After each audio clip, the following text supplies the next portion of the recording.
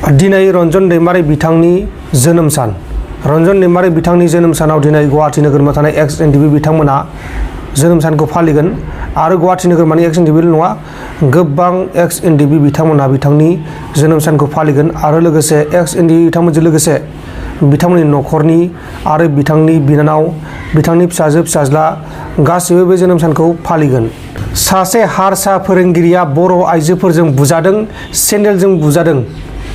बे फोरोंगिरिया 7 हिनजावसा गथ'फोरजों आमाय जुमाय गेलेदोंमोन नामा बेखौ मिथिथ'नाय जायाखै। जायखिजाया बे फोरोंगिरिया गंसे न'खराव 7-8सो फरायसुलिफोरखौ लांनानै खाना जादोंमोन होननानै बुंदों। ना खाना जादों, ना आमाय जुमायसो गेलेदों, ना जौ सोलोंदों बेखौथ' मिथिया। जायखिजाया फोरोंगिरिया बैसो जानाय फोरोंगिरि, रिटायार्ड जाहां फोरोंगिरि होननानै बुंदों। आरो बे फोरोंगिरिनि मुङानो जाहैबाय हारसा फोरोंगिरि मन्टु मेथि। मन्टु मेथिया फोरोंगिरि जानानैबो फोरोंगिरि रावबो मिथियाबालासिनो, रावखौ मिथियाबालासिनो गंसे न'खराव खाना जानो थांदोंमोन जाहैबाय। बिनि उनाव रायजोफोरा हमबाय, बिसार खालामबाय। बिसारनि उनाव मन्टु मेथिखौ आइजोफोरा सेन्देलजों बुदों आरो बे भिडिअआ गोबां गोसारगासिनो दङ। नोंथाङा नुखाबाय जानांगौ, फेसबुकफोराव मैयानिफ्रायनो गोसारगासिनो दङ आरो जोंनि गोबां बर' सुबुंफोरा बेखौ गोसारहोगासिनोबो दङ आरो कमेन्टबो खालामदों। जोंनि बर' नङा, गुबुन गुबुन जाथि, गुबुन गुबुन हारि, गुबुन गुबुन धोरोमनिफ्राय कमेन्ट खालामनायखौ, गाज्रि कमेन्ट खालामनायखौ नुनो मोननाय जादों। मानोना बे सासे फोरोंगिरि जानानै सादारन गावनि फरायसुलिफोरखौ गाज्रि आखु खालामदों। गाज्रि आखु खालामदों बोरै? बेबायदि खाना जायो सोरबा फरायसालिनि समाव, फरायसालिनि सुथि जायैनि समावनो, सोलिबाय थानाय समावनो बेबायदि जाथायखौ खालामहैदोंमोन। दा बे खाना जामारदों ना मादों बेखौथ' मिथिला। जायखिजाया बिनि सायाव रायजोफोरा गोबां रागा जोंदों आरो रायजोफोरा बिनि सायाव न्यायखौ नागिरदों। आसरित! फोरोंगिरिनि मुङानो मन्टु मेथि। मन्टु मेथिया फोरोंगिरि जानानैबो गावनि फरायसुलिफोरखौ लानानै खाना जाहैदोंमोन। बिनि उनाव रागा जोंबाय, रायजोफोरा मिथिं खालामबाय आरो माखासे बर' आइजोफोरखौ बुनो होबाय। बर' आइजोफोरा बुदों, गोबां रायदों, बुदों, मोखाङाव बुदों, सेन्देलजों बुदों, सोबादों। माखासे नुथायखौ नोंथांमोना नुखाबाय जानांगौ।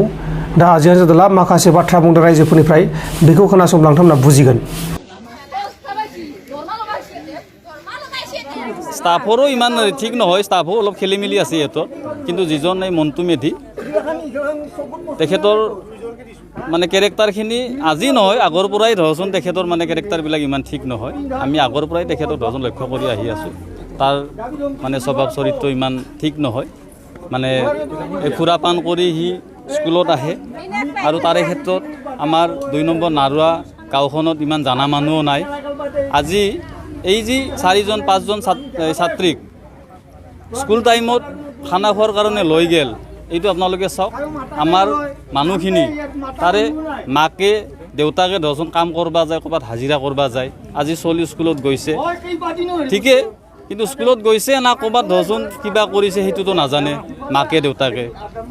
তাৰপিছত এই যোৱাকালি স্কুল টাইমত এই মন্টু মেধি বোলা এই শিক্ষকজনে এই 4জন না 5জন ছাত্ৰীক নি অলপ এই নিৰাশ্ৰয়, ধৰচোন তাহাৰ এই ঘৰত কোনেও নাথাকে, তাৰ বেচেৰি সিও বিধৱা মাইকী।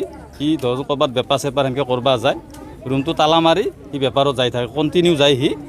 তাৰপিছত সি কিবা এটা এই ছাইডৰ এই এনেই চালি ধৰণৰ ঘৰত মানে এই 5জন না 4জন ছোৱালীক তাতে বোলে ধৰচোন খানা খুৱাইছি না কি খুৱাইছি সেইটো একমাত্ৰ ধৰচোন আৰু ঈশ্বৰ আল্লাহে জানে আৰু। তাৰমানে এই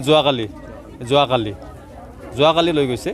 গতিকে সেইটোত আমি ৰাইজৰ ফালৰ পৰা এইটো আমি ভাবিছোঁ, এইটো কেৱল খানা খুৱাই থকা নাই, নিশ্চয় ধৰচোন তাতে কিবা এটা মানে অঘটন হ'বও পাৰে, সেইটো এটা আমাৰ সন্দেহ হৈছে। গতিকে এই ক্ষেত্ৰত আমি এতিয়া ধৰচোন এইখন বিদ্যালয়ৰ এই শিক্ষকৰ আমি উচিত বিচাৰ আমি বিচাৰিছোঁ। সেইটো ধৰচোন বাকী শিক্ষকবিলাকে আমি সোধাতে কৈছে গম আমি নাপাওঁ, বিদ্যালয় চলি থকা সময়ত। গতিকে ঘটনাটো এইখিনিয়ে। গতিকে সেইটোত আমাক মানে এটা ডিচিশ্যন লাগে, এটা সিদ্ধান্ত লাগে। এই 5জনী বা 4জনী ছোৱালীৰ কি অৱস্থা হ'ব? আজি চাওক, সেই ৰিটায়াৰ্ড হ'ব লগা শিক্ষকে যদি নাজানে, আজি ক্লাছ 7-8ত পঢ়া ছোৱালী কি জানিব? গতিকে আপোনালোকে চাওক এইটো। গতিকে সেইটোত যেন ন্যায় বিচাৰ পায় আৰু এইখিনিয়ে মোৰ ক'বলগীয়া। প্ৰধান শিক্ষকো নাজানে বুলি কৈছে, গতিকে তেখেতৰ ওপৰতো আমাৰ আছে সন্দেহ বোলে কিয় নাজানে তেখেতে।